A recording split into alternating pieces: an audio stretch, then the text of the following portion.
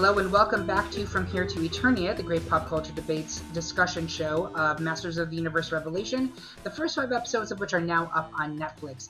Go to episode 1, in which we discussed the first 2 episodes of the show. Now we are jumping right into episodes 3 through 5. I'm your host, Eric Rezsnyak. I'm joined by Bob Erlenback and Jim Czadzeck. We're going to kick right off again. Spoilers ahead. If you have not watched Revelation, stop now. It's your last warning. So, we kick off episode 3 with the search for Man-at-Arms. The Power Sword has to be refused to bring magic back to Eternia, and he's the only man who can do it, apparently. We have Teela, we have Andra, her new sidekick we know very little about, and Evelyn out on the search. They encounter Beastman pretty quickly, who is devoted to Evelyn in a way that I found very interesting. That's new. That Beastman is basically just 100% an Evelyn stan. And they also very quickly come up against Triclops and his Borg army. Man-at-Arms gets put into the mix. He's using this dilapidated magic water well to continue to take care of his good friend Orko, who is dying because magic in Eternia is gone. Basically, any other magical creatures on Eternia are suffering. So, Jim, I know Orko was your favorite character from the original show. I'm eager for your thoughts about this. I don't have many notes about this episode except for I just kept writing, why isn't Orko funny? Why isn't he funny? He's just so sad. Like I thought there was some funny moments. I don't remember. There's an episode. It's not in this episode, but there's a funny moment coming up when he's a little bit more healthy with Evelyn. There's a funny moment coming up, and I thought the bubble thing was kind of cute and funny. It was definitely he's less goofy, right? He's less kind of Yeah, and then later on, he actually brings up that fact that he only does silly stuff or something, but they try to bring him some power with that. No, I think it was I was at first thinking that they weren't going to include him at all, so it's interesting that they tried to make it work, and I think they were successful. He's an interesting character. They were. He is, and I have to tell you, rewatching the original series, Orko is the driver for a good half of those episodes. He is the protagonist. He's getting into wacky hijinks. They have to continually convince Orko that they love him and that he's a screw up, but that's okay because he doesn't mean it. And he's much more of a secondary character here. He does get some really, we'll talk about characters in our separate character discussion episode, but he does get some really nice moments, especially with Evelyn, where they kind of, and they didn't really interact much in the original series, so there's kind of like a come to Jesus between the two of them in a really interesting way. So Man-at-Arms has been taking care of Orko. Along with him, Roboto is also living with them in their little found family. And when they explain their plan to reunite the Power Swords, they say that they need Man-at-Arms help to do that because he's the only person talented enough to do so. Roboto points out that Man-at-Arms built him in his image and with his memory, so if Man-at-Arms can do it, he can do it too. Because Man-at-Arms refuses to go, he needs to take care of Orko. Plot twist, Orko decides that he actually wants to come with them because why not? He's dying, but he longs for adventure and he misses the days of yore. So they do take He was dying and now he's fine. Now he's fine. They decide to take him along with them, and Teela orders Man-at-Arms actually to go to Castle Grayskull to help defend the sorceress, who is powerless at this point, and they know that at some point Triclops and his army of psychotic reavers are going to come and take her out. So they all go out on the journey to I screw up this name. Not Nexternia. They have to go to Subternia. Subternia for the evil part of the sword. And to get there, they have to go through the Crystal Sea, where they encounter Merman, who looks rough. Merman has been through it, ladies and gentlemen. He's lost an eye. He's lost a lot of weight. He's just wasting away. Maybe that's a commentary on climate change in Eternia. I don't know. There's a small battle. Basically, the gist of it is Man-at-Arms does come and saves the day. Then Teela orders him back to Castle Grayskull, but he swears revenge on Evelyn and the rest of them for screwing with his waters. They do get to Subternia, where they encounter Scareglow. So, fun fact about the original series, Scareglow was an action figure, and when Scareglow's action figure was actually titled Skeletor's Ghost. And so he was never a character in the original show, I don't believe. Was he, Bob? He was in some of the comic books, but he was never part of the original series or the reboot series, that small series that they had at the beginning of the 2000s. Yeah, no, he was never in the series. Yeah, so this is really Scareglow's big moment. We'll go over the voice casting for this, which is perfect, in the character episodes. And essentially, he takes Teela away from everybody else, and they have like a psychic battle where he's trying to live off of her fear. I didn't entirely understand the mechanics of this battle, to be honest with you. Fair for the other two in this room? Yeah, no, there was a lot going on that was a little bit kind of hard to follow at times, and it seemed to change midstream, and like he was feeding off of her fear, but what is her fear? Like, it was very strange. I wrote down the exact quote of what he said: "Nourish me with your delicious fear." Mm-hmm. He did say that. It tastes like chicken. Go ahead, Jim. Yeah, I was gonna say she goes into this cave of demons and has to face her fears, right? And I feel like I want to do a little sidetrack here. I wore a shirt in preparation for this. Yes, there are actors who are from Game of Thrones in this show, and there are actors from Office Space. But even my kids picked up on there are a lot of similarities to Star Wars with this, Yes. or maybe Mandalorian specifically. Like, it's almost like they wanted to write a Mandalorian episode, because you have the character introduced, the team is assembled, they go on their big battle. There's two moons. This magic life force kind of connection here. There's of course, Mark Hamill. I'd say the voice of Man of Arms kind of sounds like Alec Guinness or Liam Neeson in a way. I know it's not them, but it has a similar kind of character. And so, like, there's all these connections that are very similar. Roboto being like a droid, but this part here seemed the most like when Luke or Rey go into the cave to face their own fears. It seems like, wow, this seems very familiar to me. But then there's a character trying to eat her fear or something. I don't know. That's the new it's piece. It's Scareglow. But she comes out having gone through that transformation that happens in those Star Wars movies. That they're a better person because of it. I still believe that ultimately, by the time we get to the end of this scene is going to be really pivotal, because I think it's ultimately going to reference the secret that Teela doesn't know about herself, with the sorceress being her mother, because a lot of it was about magic and not feeling that you're I didn't fully understand it, but clearly magic was a component to this. And I do feel like that's ultimately going to be a critical piece. You were going to say something, Bob? Yeah.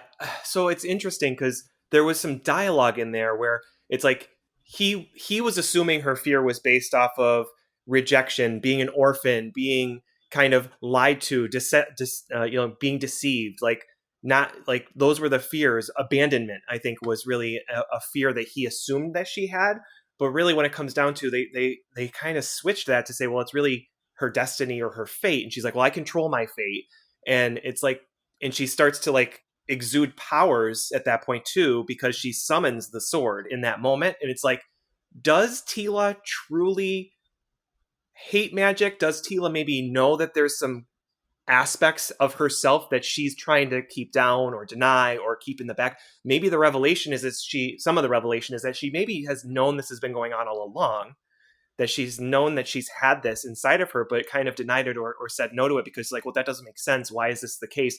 I'm with Man at Arms. I'm about technology, and I'm about, being part of the army, the armed forces, that sort of thing, right? Magic is not my thing. That's He-Man, that's Sorceress. So I don't know. It's just interesting. I don't know if I was supposed to take that away from that scene, but that's what I took away. I was like, well, maybe she knows.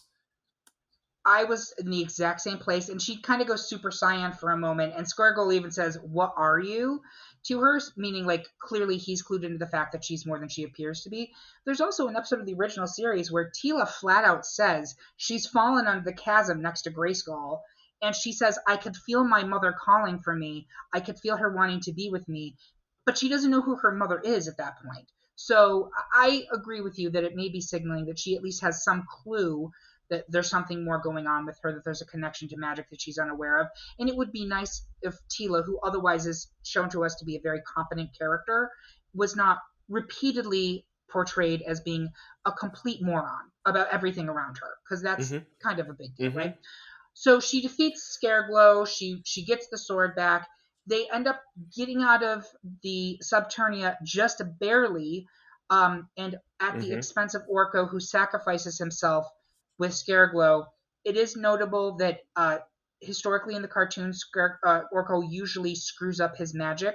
There's also a whole thing where like he's in Trala, where he comes from, with Evelyn. They have a lovely buddy cop montage, and he acknowledges the fact that he was always a screw up, even on Trala, which is not actually consistent with the original series, where apparently in Trala his magic is much more powerful.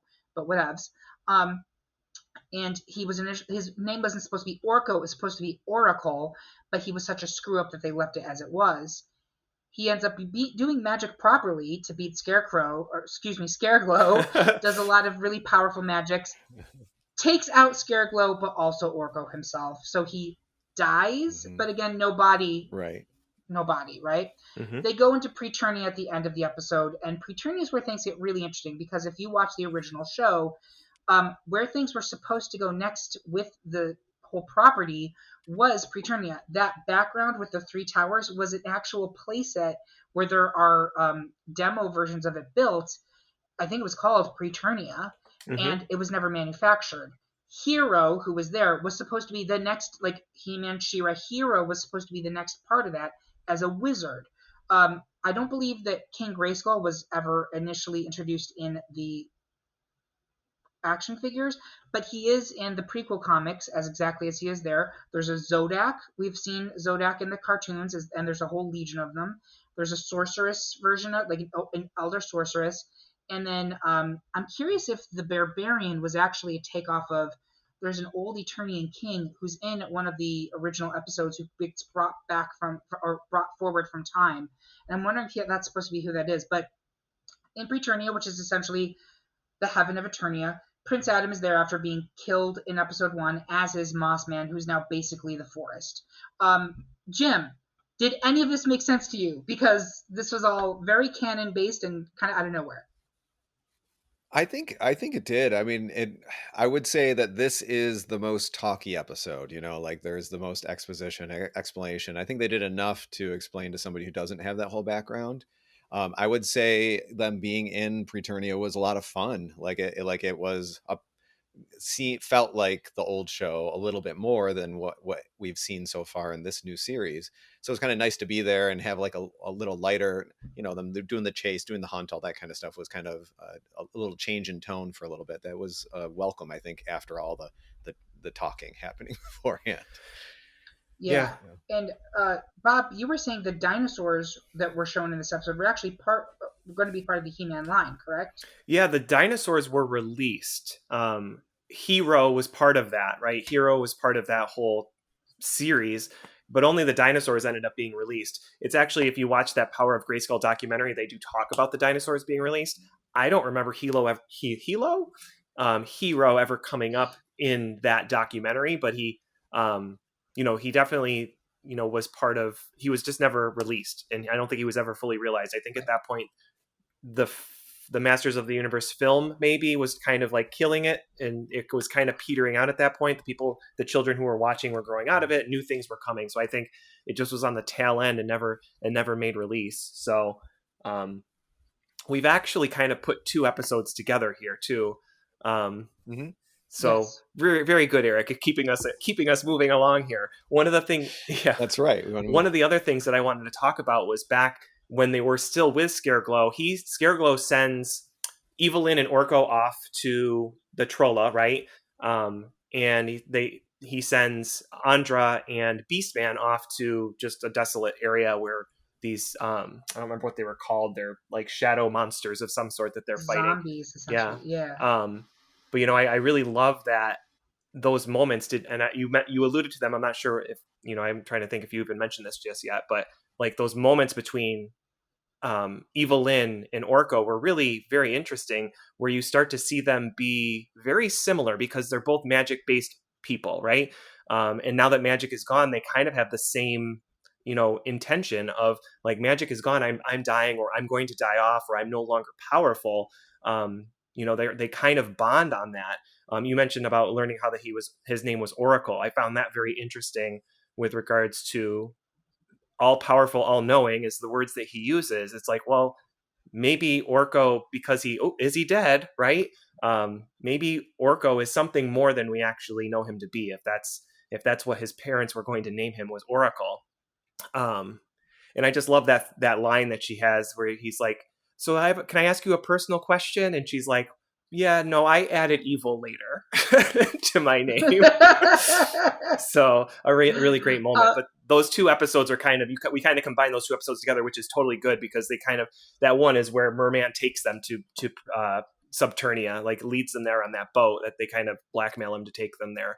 And that was interesting. Really, when they get to the place where Subternia is, where they can access Subternia, Evelyn puts the skull on this headless skeleton, right? And that opens this, this pylon, this obelisk comes out of the ground, and it reveals stairs. There's a lot of stairs in this series that lead to below.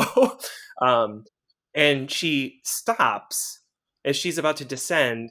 She turns and she looks at the skull, and goes back and gets she pauses, goes back and gets the skull, puts it in her bag, and then goes under, and the obelisk comes back down and closes. I found that very interesting, because when we get to like the last episode, I'm curious as to how much she knows about how the series ends in this part one. But more to come on that as we move forward, and we can talk more about the last episode with Preternia. It's hard to keep them straight. Yeah, and I can pick up with that the idea that, again, that technology fantasy mix. You have the magic sword being fixed by Roboto's Iron Man technology, and so again, it's technology bringing the sword back so that we can have magic. I just find that interesting, the mix of the two, because they're so hard to mix together. Yeah, and that's really and then a Roboto maybe dies too. Nope, sorry, Roboto maybe dies too. I mean, again, oh god. It was very traumatic for me. I was not a huge Roboto fan going into this, but I actually loved Roboto. He's one of my favorite characters in the series. And whereas Bob was despondent over the death of Mossman, I actually was like, no, not Roboto, because he's a great character in this. They pulled on the heartstrings. He's like, oh, I feel something, so therefore feeling is good, and it's a happy death. It's like, well, it's really interesting. Evelyn has the skull at that point too, where he's about to forge the sword, and she takes the skull. Or is it her wand? It might be the wand at that point. And she imbues him in his Iron Man heart, imbues him with whatever kind of that last bit of magic is out of that orb, or one of the last bits of that magic. And now he's magic and mechanical, right? And is that what made him sentient? Well, he was always sentient, but is that what made him feel? Because he shared that. He's like, gosh, what a way to go. I'm a miracle, right? I can feel. Very Data. Very Data. Very Johnny Five is alive. Wouldn't you like to be Brent Spiner saying, bitch, I've already done this. Roboto has himself a hero's death. It's very moving. The sword is reforged into one, and then there's an interesting dilemma for Adam and Teela, who have a lot of kind of conversations, kind of sniping at each other. She won't fully tell him about everything that happened in Eternia after his death, but he ultimately goes to the champions of Preternia, who are all previous, basically He-Mans, right? That's essentially what they're saying, is all of these people were the protectors of the guardians of Eternia before their death, and this is their reward to live forever in this paradise. He says, I need to go back. I haven't finished what I'm supposed to do. And they said, there's other champions. There's always going to be other champions, Adam. Just as we all had someone follow us, there'll be someone to follow you. This is your reward. You should enjoy it. He says, no, I need to go back. He can go back to Eternia, but if he does that, he gives up his afterlife, which is a really interesting moment for Adam and very heroic. And I think that's going to come into play, because when they go back to Eternia, so let's just scorecard who's back. It's Teela, Adam, Evelyn, Beastman, Andra, Roboto's dead, Orko's dead. Am I missing anyone? No, I think that's right. The group dead. Yeah. They go to Castle Grayskull, which is under attack by Triclops and his army. Man-at-Arms is kicking ass, taking names. The tide is about to turn. Suddenly, they all show up and save the day. They go to bring magic back. The sorceress is repowered. They go downstairs, and all of a sudden, oops, I believe it's the Havoc staff, comes out of Evelyn's bag. It is reanimated once magic exists again. Skeletor returns. He's been hiding in her staff the entire time. And right as He-Man is about to call down, or Adam is about to call down the power and turn into He-Man again, he is stabbed by Skeletor through the gut. There is blood, but he's not dead. He's just laid out. At which point, Skeletor picks up the power sword, raises it aloft, says, "I have the power," and becomes essentially Skeletor God, which is amazing. Yeah. Because it also addresses one of the questions I've always had is Adam the only person who can become He-Man? Mm-hmm. Or can anyone pick up the sword and become the Guardian of Grayskull? So that is where they leave the big cliffhanger at the end of part 1, and Skeletor is now, I mean, it's very Final Fantasy VI, Kefka has won, World of Ruin, right? Mm-hmm. That's exactly where this is. Yep. So I want to take it, and I'm throwing it to Bob first. Yeah, so Skeletor pulled a Voldemort on us, right? And hid his essence. And can we sidebar the Tallulah Bankhead of it all in the performance for Skeletor? But it's funny because I was thinking it, and then Mark Hamill actually said it in the post show. Not to get into our character analysis portion, but I just love that. But he totally pulled a Voldemort, and he's like, I hid my essence in and I'm back, which was the kind of the point I was trying to make about Evelyn was starting to like these people, and that's really the comment she makes there in the end. Is like, oh, I was really starting to like you, but I'm totally going to go back with this asshole. And but when the comment I made about like she pauses before she takes the Havoc staff back in Subternia, and I'm just wondering if she's hedging her bets in that moment, right? She started to like these people, and she realized that maybe this is, I can be with Teela and the good guys, but I kind of think she may have known that Skeletor may have hidden his essence in some way, or was just hedging her bets that maybe it was, so that so she's an interesting character. I found Evelyn very interesting overall, not to get too much ahead, but so I think those were some of the things that I really loved about how this ended. I will say, as devastated as I was in episode 1 when Mossman was killed, he got a great end in this 5-episode series. Like, he was really, really good in Preternia. I love the whole he's a whole forest piece, and like he's kind of like a god a little bit too. So I was like really happy that they didn't really get rid of Mossman altogether. That I got more Mossman than I thought I was going to get. So. And speaking of which, we all know that Mossman's voice was the original voice of Skeletor, right? That's who did Mossman's voice in this. Yeah. Yes, Alan Oppenheimer. Yes, Jim, anything for you? No, just to kind of say what I said before of like, I think someone could actually watch the first episode and then pick up at part 2, and there's character development, but also they could just watch our video, get the recap, and jump right into part 2. Why not? Everything you need is right here. We're giving you all the tools you need to succeed, everybody. I will jump on. We're going to talk about the Evelyn stuff. And actually, I'll save that for the character-specific episode, because there's a lot. I think Evelyn is actually, people say, Teela is the protagonist of this story. I would argue Evelyn is just as much the protagonist of Revelation thus far. And she's, in my opinion, far more interesting. Yeah, we should probably talk about what we think will happen in that episode, too. Right? Sounds good. Agreed. So, yes. Well, actually, right now, any guesses for where we go from the future of the series? I'm going to go real quick, Jim. Where do you think we go in the back half of season 1? Honestly, I don't have any predictions. I just am really on board and ready to see what they do. I really like, with us being critical and all that, I like just accepting what people put out there and then, enjoying it. And this is definitely, I'm on board with everything that's happened so far in part 1. Jim, do you mean to tell me that you're not going to shit on something just because it's not doing exactly what you expected it to do? Oh, I know. How are you even part of the internet? I don't. You mean you're just enjoying things? Because I'm not. What a concept. That might be why I have 5 followers on Twitter. I don't know. Ooh. And 2 of them are in this episode. Bob, what about you? Where do you think we go from here? I'm not really sure where we're going from here, right? We definitely have to deal with the Skeletor as a god now situation. We'll have to find out what happens with Adam. I wonder if Adam even well, we'll get into that in the characters, but you know, I'm wondering what's to come of Orko. I want to, you know, I might be just talking shit, but I think there's more to Orko than meets the eye. I think that's a different cartoon series. G.I. Joe. Yeah.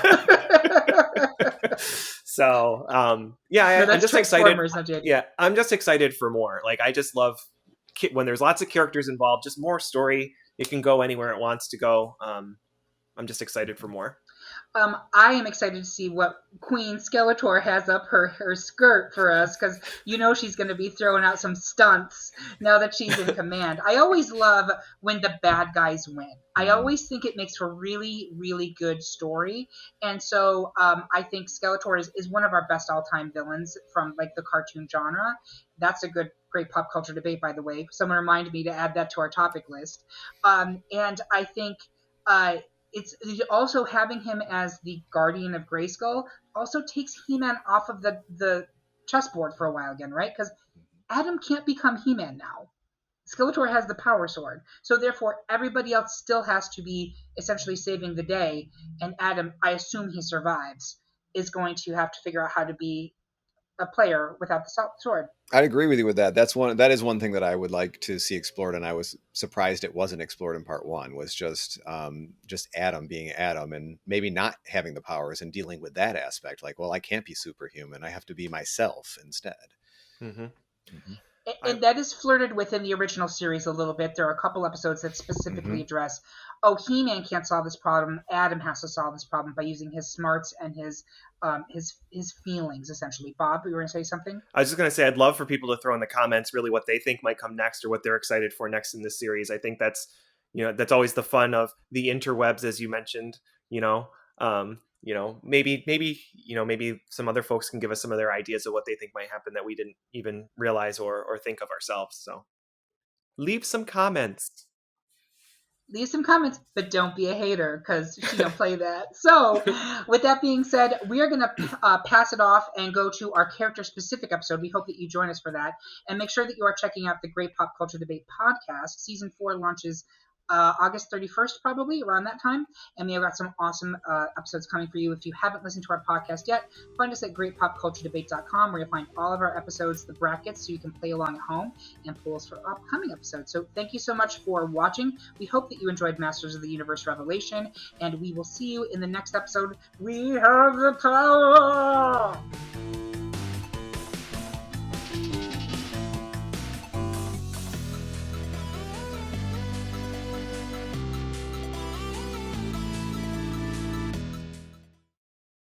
Did you hear about the new He-Man show that doesn't even have He-Man in it? And Teela is a lesbian? My childhood is ruined. Okay, Man-at-Arms. Have you even seen the show? Well, no. Right. In today's episode, From Here to Eternia, we learned about how we shouldn't preemptively be butthurt over things we haven't seen yet. I'm not watching. I've already decided it's trash. Well then, shut up. Hello there. It's me, Skeletor. If you like this video, smash that like button and hit subscribe, you royal boobs! Leave us comments below about how much you love my new show, Masters of the Universe Revelation! Just don't be evil. That's my department. Don't forget to follow all our social media and subscribe to the Great Pop Culture Debate wherever you get your podcasts. Do it now, or I will send you to the dungeon, you fools!